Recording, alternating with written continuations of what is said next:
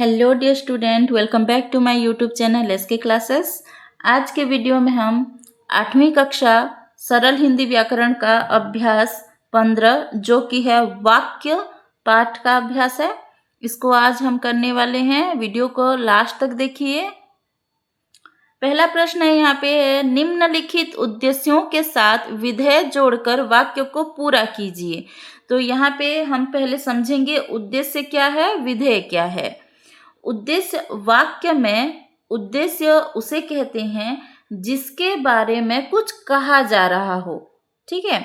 और विधेय क्या है? विधेय वह है जो कुछ भी कहा जाएगा उद्देश्य के बारे में, वह विधेय है, ठीक है। तो यहाँ पे विधेय देखिए, पहला है कुत्ते, एक शब्द है कुत्ते जो कि उद्देश्य है, उसके बारे में कुछ लिखा जाएगा आगे, तो उसके बारे में कुछ लिखकर हमको वाक्य को पूरा करना है। तो यहाँ पे इसका उत्तर है कुत्ते भौंक रहे हैं। दूसरा है टहलना, ये भी उद्देश्य है, इसके साथ विधेय जोड़कर हमें वाक्य को पूरा करेंगे। वाक्य में जब उद्देश्य और विधेय आता है तो ही वाक्य पूरा होता है, ठीक है। टहलना स्वास्थ्य के लिए अच्छा है। मेरी माताजी ने, ये उद्देश्य है, इसके साथ विधेय जोड़कर हम वाक्य को पूरा करेंगे। तो उत्तर होगा मेरी माताजी ने मुझे आशीर्वाद दिया। दूसरा प्रश्न है, निम्नलिखित विधेयों के पहले उद्देश्य जोड़कर वाक्य को पूरा कीजिए। पहले प्रश्न में क्या था? उद्देश्य दिया गया था, विधेय जोड़ना था।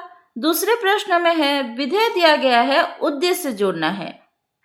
जैसे यहाँ पे देखो, रिक्त स्थान बड़ों का आदर करते हैं, ये बड़ों का आदर करते हैं, ये विधेय है, इसका उद्देश्य हमें लिखना है। तो यहाँ पे देखो, हम बड़ों का आदर करते हैं। प्रश्न नंबर ख है, रिक्त स्थान गरम गरम चाय पीनी चाहिए।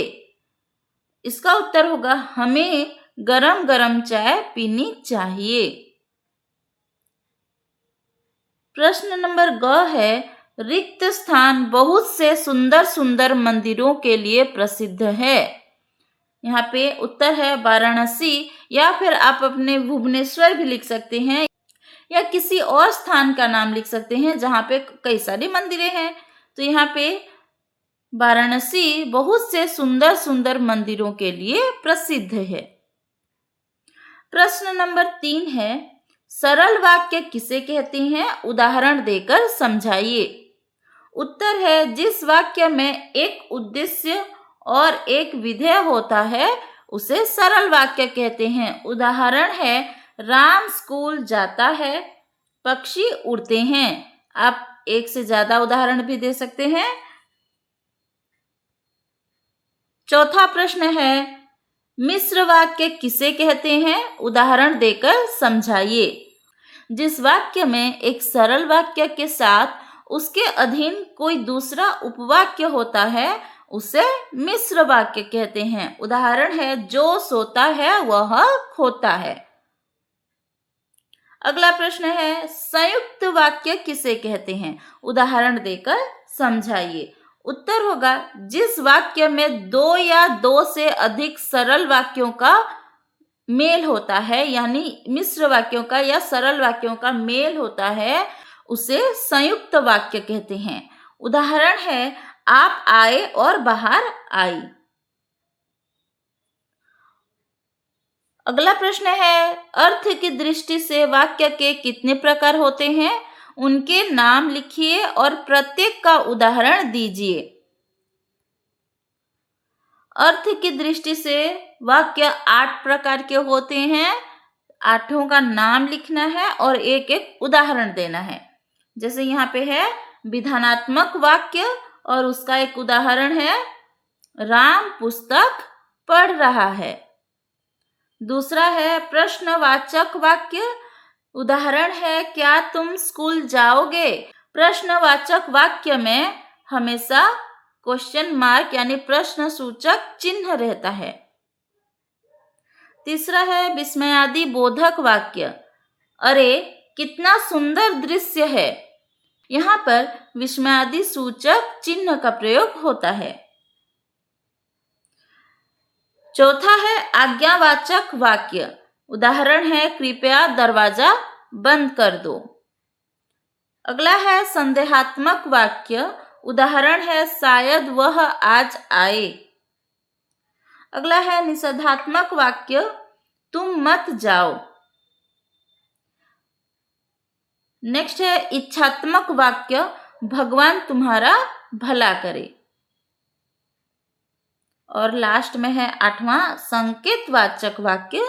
उदाहरण है वह आएगा तो मैं जाऊंगी। इसमें शर्त की बात की जाती है।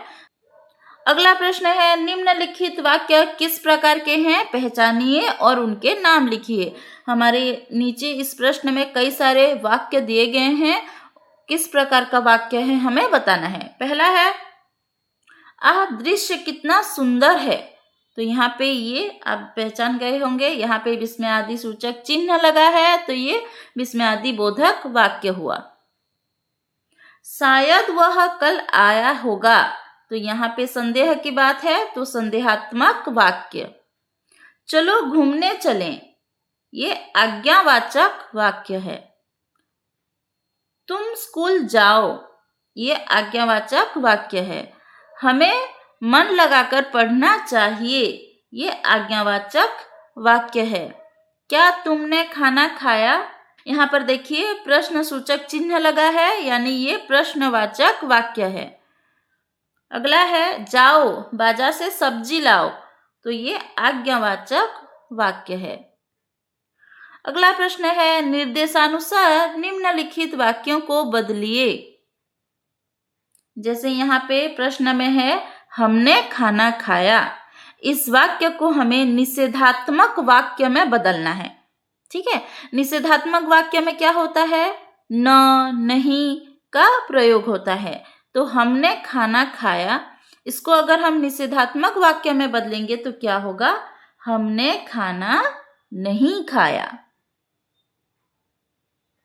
अगला है राम रोज पढ़ता है, इसको हमें प्रश्नवाचक वाक्य में बदलना है। तो राम रोज पढ़ता है, इसका उत्तर क्या होगा, क्या राम रोज पढ़ता है? यहाँ पे प्रश्न पूछा जा रहा है। ठीक है, राम रोज पढ़ता है ये तो उत्तर है ना, इसका प्रश्न सूचक चिन्ह के साथ हम लगाएंगे तो क्या होगा, क्या राम रोज पढ़ता है, यानी यहाँ पे प्रश्न पूछा जा रहा है। अगला प्रश्न है वे गए, इसको हमें विस्मयादि बोधक वाक्य बनाना है। ठीक है, तो यहाँ पे क्या होगा, अरे वे गए। यहाँ पे आश्चर्य के साथ बताया जा रहा है कि अरे वे गए। अगला वाक्य है सबको जाना चाहिए, इस वाक्य को हमें निषेधात्मक वाक्य में बदलना है। तो क्या होगा, सबको नहीं जाना चाहिए। अगला है वह अच्छा आदमी नहीं है, यहाँ पे ये निषेधात्मक वाक्य है, इसको हमें विधानात्मक वाक्य में बदलना है। तो क्या होगा, वह अच्छा आदमी नहीं है मतलब वह बुरा आदमी है। ये विधानात्मक वाक्य हुआ, और क्योंकि यहाँ पे नहीं का प्रयोग हुआ है ये निषेधात्मक वाक्य है। अगला प्रश्न है अरे वह आया है, ये विस्मयादि सूचक चिन्ह लगा है यहाँ पे, तो यहाँ पे विस्मयादि बोधक वाक्य हुआ। इसको हमें प्रश्नवाचक वाक्य में बदलना है। तो क्या होगा, क्या वह आया है, यानी यहाँ पे प्रश्न पूछा जा रहा है, क्या वह आया है, तो यहाँ पे ये प्रश्नवाचक वाक्य हो गया। आई होप आपको ये सारे प्रश्नों के उत्तर समझ में आ गया होगा और आसानी से आप कर पाएंगे। वीडियो पसंद आया है तो वीडियो को लाइक कीजिए। मिलते हैं एक नए वीडियो के साथ।